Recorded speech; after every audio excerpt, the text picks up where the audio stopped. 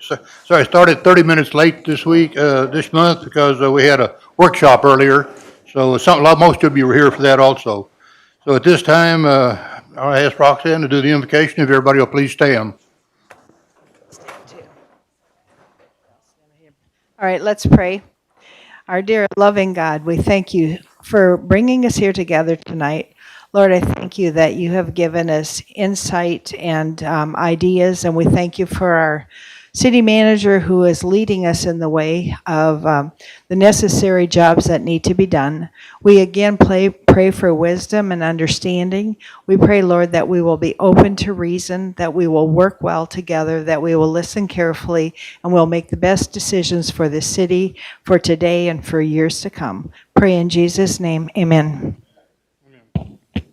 Pledge your allegiance, please.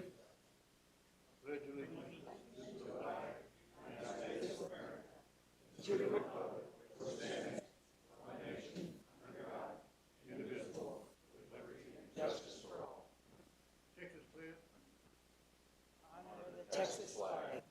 I pledge allegiance to thee, Texas, one state under God, one and indivisible.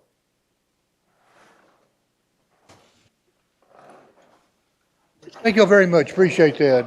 We're going to go into our first thing is our presentation. And Pam, where's the hydrant?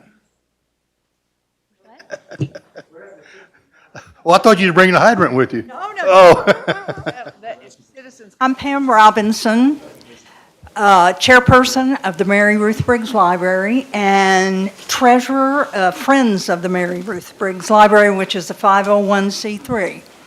Back in May, Jesse came to us and wanted to redo a raffle that we had done with a fire hydrant, retired fire hydrant, not a current one. And we would raffle it off, $10 a ticket, and City Hall managed this for us. Thank you very much. So now, I would like to, Jesse, would you like to come up and draw it, and I'll read it? I want it all to be legal. I know where you work. I know where you do. Aline McIntyre, and she lives in Friendswood, Texas. So what we will do, we'll contact her and see if she can come in to pick it up. Yeah. I want to thank everybody for your support and your contribution to this raffle. I believe we made $130 on this, so thank you very much. And thank you, Jesse.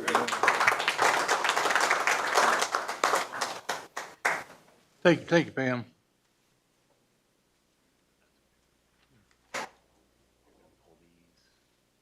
Things. We will 2 minutes. What do you want to pull these out? Yeah, just pull this first minutes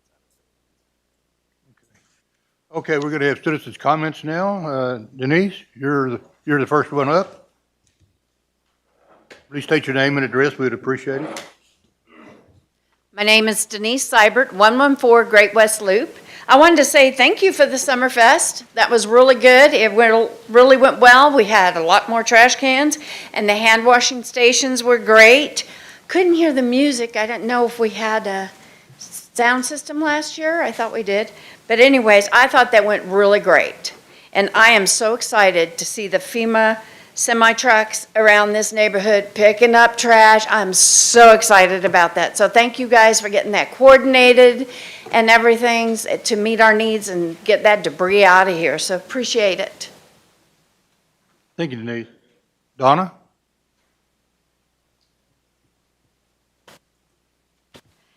Donna Hartman, 112 Great West Loop. Dennis, is today your birthday? Yes? Happy birthday to you. Happy birthday to you. Happy birthday, dear Dennis. Happy birthday to you.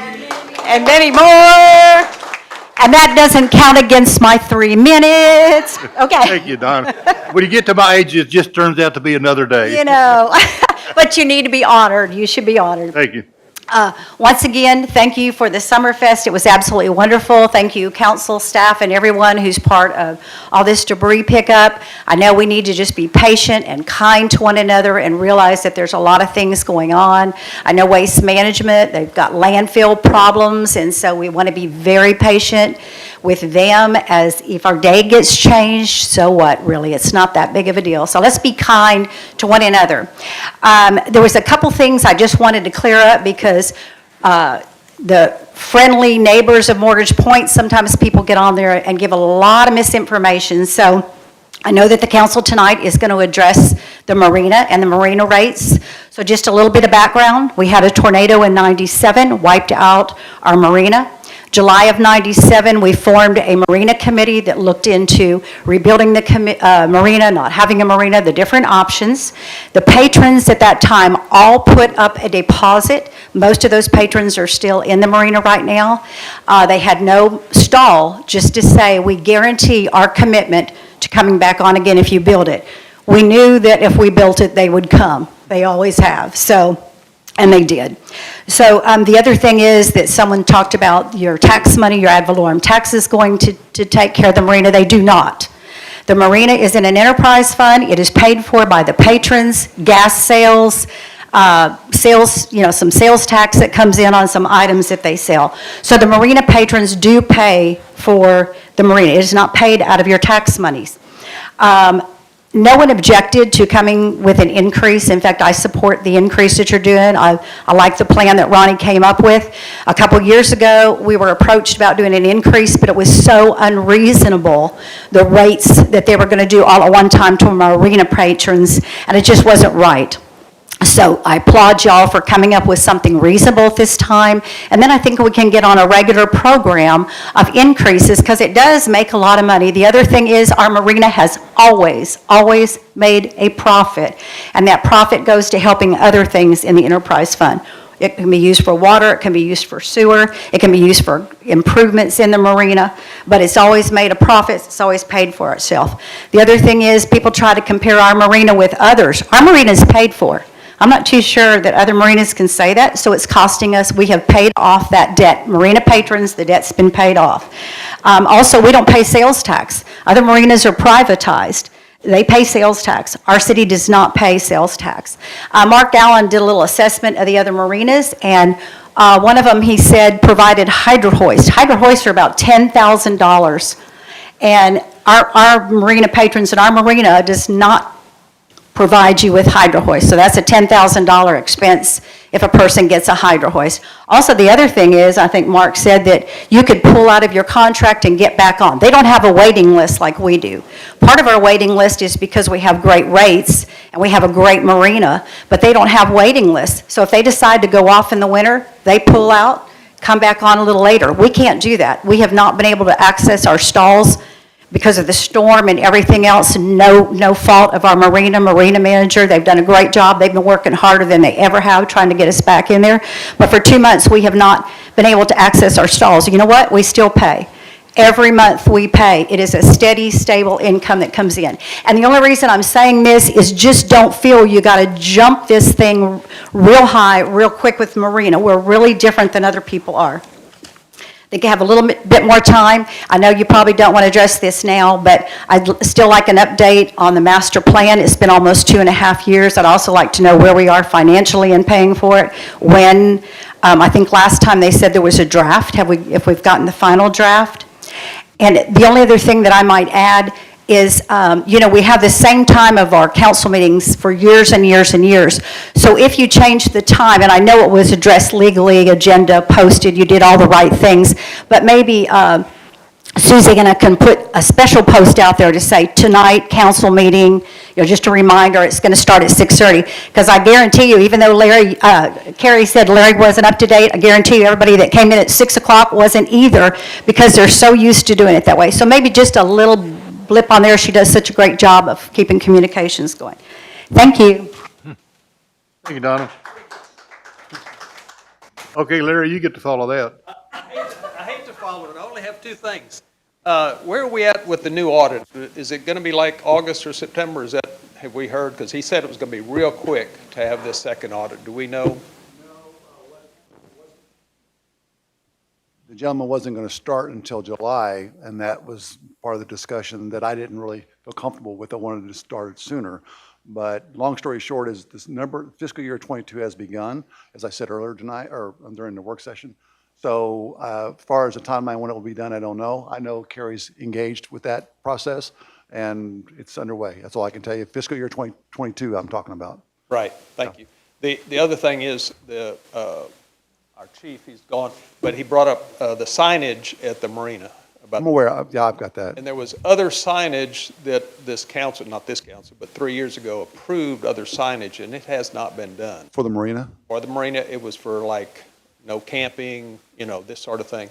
There was directional signs, a whole list of them. I don't know if you could look, I will. I'll look into it. signs, that would be, I'll look into it and see. thank you. Thank you very much. Okay, moving right along. Right now, we're going to go to the consent agenda. On the consent agenda, we're going to pull the first one, which is to consider the minutes of the special session. Evidently, that's already been handled, so we're not approving that one. We are looking at the number 2 and the number 3, though. I'd like to hear a motion to accept the consent agenda, please. I'll make a motion to approve the consent agenda. A second. I'll second. Okay, any discussion? Everything good with everybody on the minutes? Or do I hear a motion to accept the consent agenda? Make a motion. Any opposed? You voted unanimously. Motion passes. We're going to pull the next one on the resolution. We're not going to do that. So that will be out on the processing fee. And then we're going to go straight into ordinances, which right now is going to be to consider the marina or rate ordinance. So let's take it from there.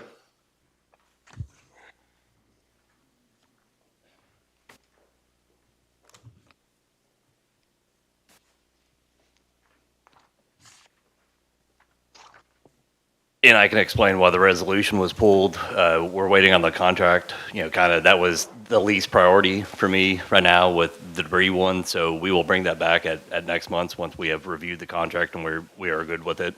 So that one will be coming back soon. For the marina rate ordinance, the ordinance basically is agreeing with what y'all gave Dennis guidance on. So as the Exhibit A is the main thing that y'all want to see, but these are the current rates and these are the new rates. So in the ordinance, I know there is some concern that it's passed upon, it's effective immediately. So we will look to Neil to guide us because I do agree that we do not need to raise the rates immediately. Neil, if you can guide us, can we make this rate? If council approves this ordinance, can we make it effective in whatever timeline they decide? Okay. But other than that, y'all have seen the rates, and so if y'all have any questions for me, please let me know. It was, just for clarification, there was a proposal for the 24-25 fiscal year. So by adopting them and making them effective no earlier than 1 October is what the intent was, unless you all specified some other time. But by adopting it tonight and making it effective tonight wasn't the intent. Do I hear a motion to accept? Yeah, and basically this is $1 a foot for each of the stalls, which is what Ronnie has recommended, and is about since the last rate increase, is about a little over 2% per annum increase for these rates. Very reasonable. And it looks like, in total, it's a 15-16% rate, but. Total, but it's right. over like 8, 9, yeah. Yep. 8 years, right? That's good, right? Yes, Okay. yes. So, I would like to make Motion to a accept motion that we 2024.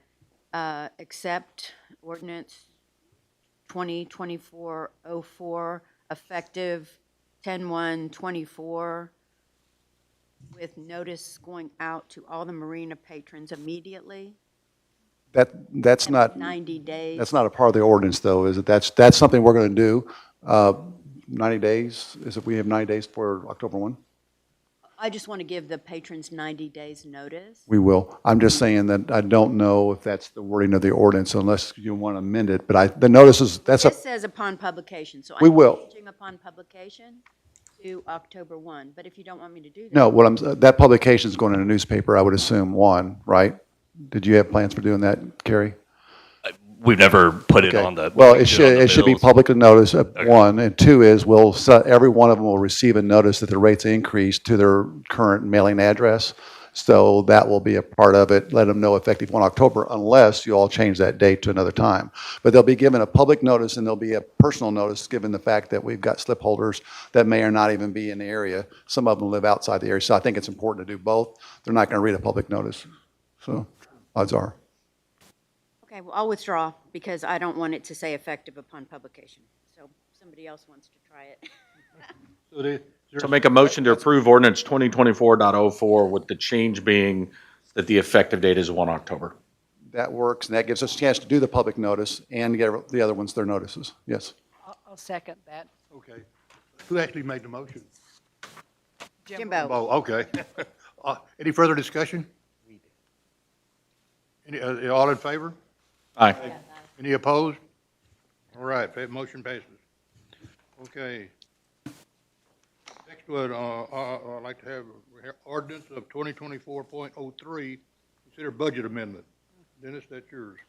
Yes, Kerry's got a budget amendment. He'll go over it. This is going to cover the cost associated with the disaster or the May 22nd storm that we're dealing with today.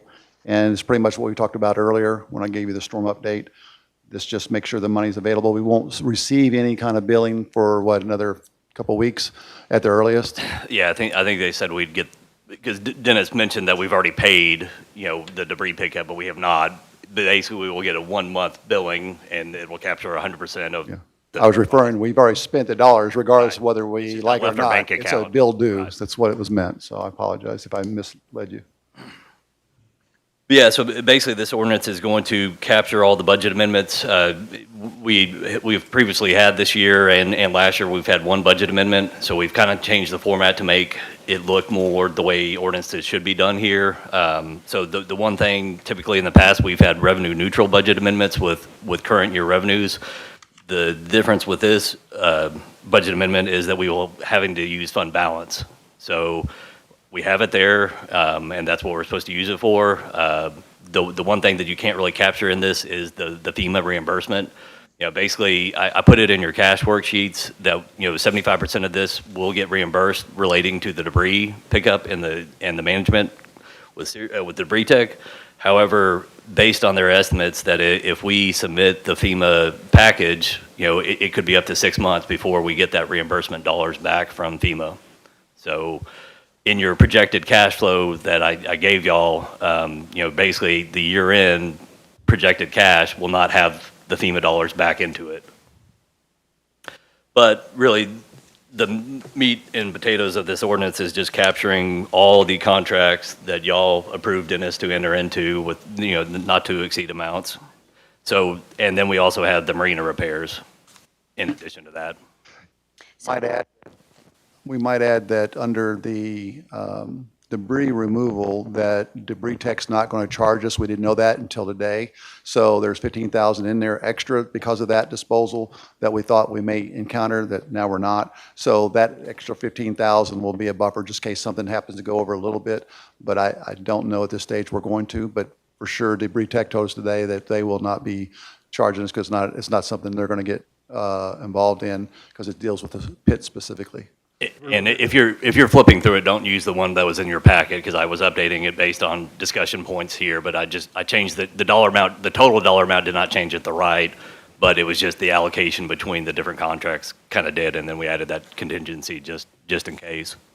Gary, can I ask you one quick question? Yes, sir. You're saying we're going to get 75% back from FEMA?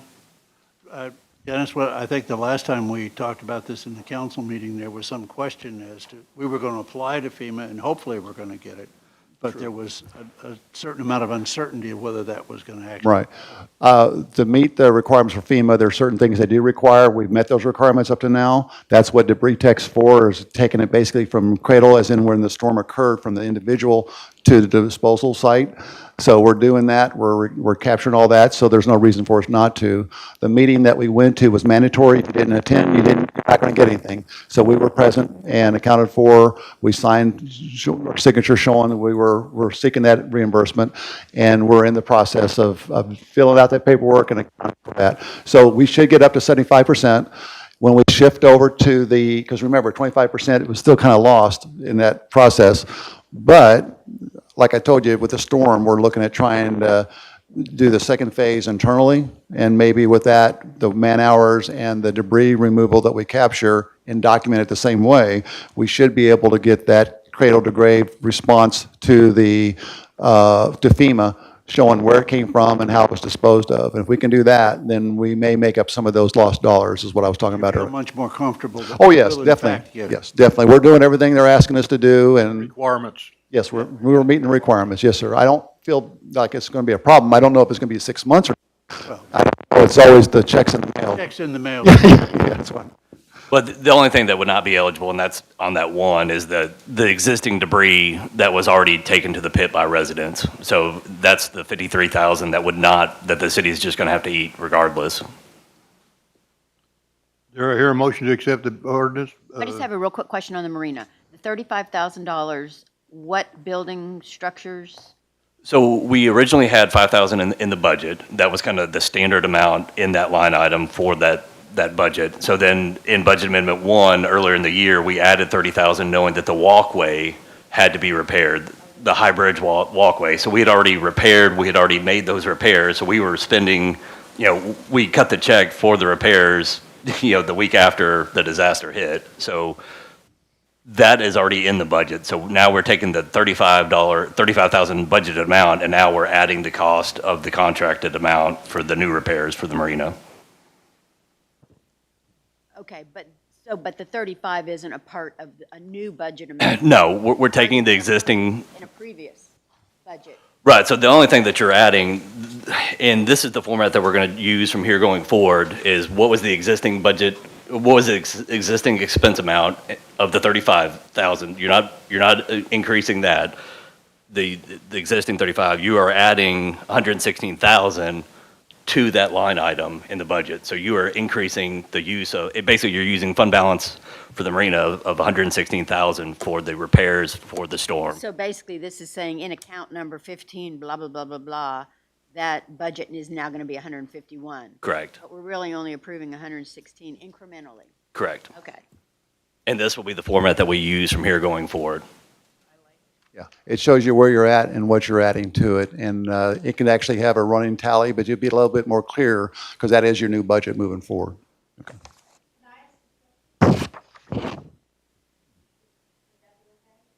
I'll go ahead, I'll allow it.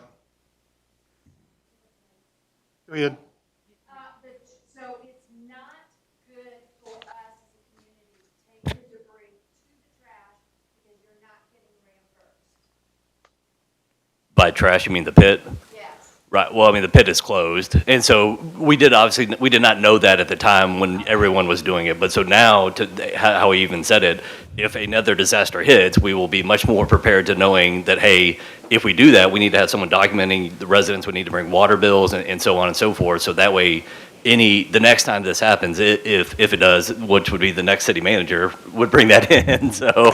One thing I would say in response to your question, because from now on, even if it goes to the brush pit, we're going to know that we're going to have some way of identifying that as a resident. So there may be a water bill that you have to bring with you. A lot of cities do that, so we know exactly where it came from, and we can document that. Now, that's there at the pit. If we come by the curbside, which is our goal as well, we'll know exactly where we're picking it up. Hopefully that'll all work out like that. It needs to be.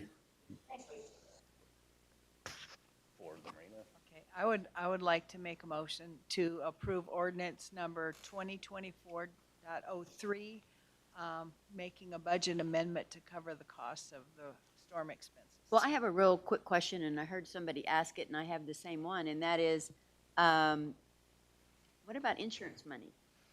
FEMA doesn't pay. Adjust the budget again? No, Well, not FEMA. no. I'm thinking TML risk pool. Right. We are applying to, as a result of the storm, where appropriate, we're making that request through TML, and then, of course, FEMA will follow up on. Anything gets reimbursed will be captured and brought back in. What we're going to get used to is trying to capture, because when you adopt a budget, you're not supposed to go over expenditures or revenue or expenditures unless you update it. And then that way, let's say we've got historically more money coming in than what we anticipated.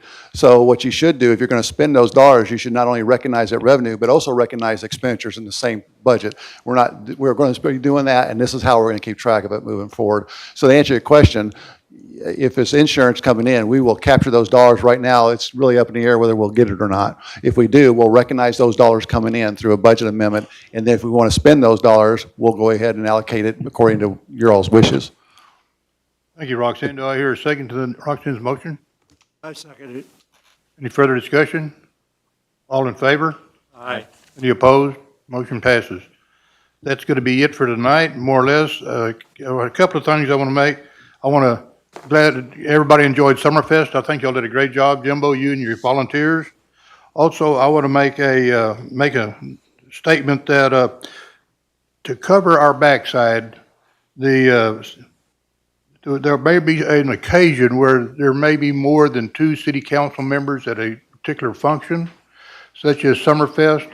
By law, we're not supposed to ever have a quorum without it being posted, but there are occasions like the Summerfest, the TML conference, there could be a ladies auxiliary, NPR COPS, where we could have more than 2 council members. So I'm already giving official notice on that, so that may happen, so we're not in violation of Texas Open Records Act. Okay? There's no business being discussed. And right, and there will be no business to be discussed during those sessions either. Council, since anybody have anything like to say to the audience while we're here with our citizens? You have statements? Thanks for coming, as always. Good to see me. That's open to debate. Roxanne, thank you for the invitation. Appreciate putting you on the spot on that. So, for Dennis, do you have anything you want to say? No, sir. No. Do I hear a motion to adjourn? Yeah. I just have a future future agenda item, and that is updates on the audits each time. You know, we agreed as a council that we would keep that forefront, and we're on a schedule to get them all done by March of 2025. And I just want it somehow either in your. We can do that. Manager update or. As long as you know that the process is going to be the process, there's nothing other than it's still. I know, but it's a managed process. I understand where you're coming from, Yeah, but it has to we'll be give you what you actively asked for. managed. Yeah, otherwise we're not going to get there. All right. You know, we've done that, it didn't work that way, so we went. Well, I think the process is in the hands of someone independent of the governing body or the staff. And I think when we They get rely on information, us. and we'll always provide information that we get, and we'll try to always get that. I'm just saying sometimes it's nothing more than they're still working on it. I just don't know the answer to It's a that. perfect update.